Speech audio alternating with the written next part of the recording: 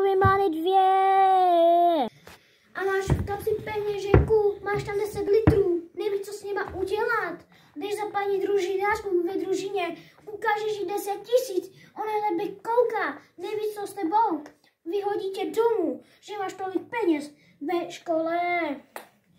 Pak jdeš domů, mamka ti říká, ahoj, kámo, máš na snídani po obědě, jaká byla škola na obědě. Ty odpovíš hrozná, byl krtek na večeři a na oběd. Přepavačku máš ve škole, takže byl krtek na večeři. Pak zase vytáhneš, zjistíš, že ti mamka čmajzla 10 000. Neví, co dělat. A mamka ti řekne, že koupila channel, aby dosáhla 300 odběratelů. A moc děkuji v tomhle songu, že jsme je dali.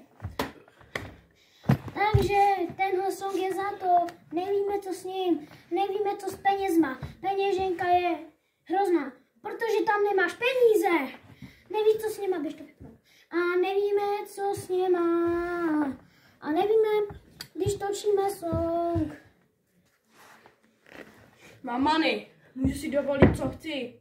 Mám money, než vy jako chudáci. Vy nemáte skoro nic. A já jsem aspoň dobrý youtuber s Chlebíčkem 1. A jsem prostě borec Chlebíček. Chlebíček je taky velký borec. Má nejlepší Xbox na celém světě. My jsme prostě money. My máme rádi money. My jsme prostě nejlepší v manování.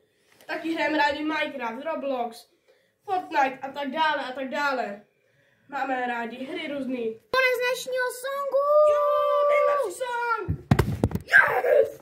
Konec songu. Díky za sledování. Zatím čau prvního songu na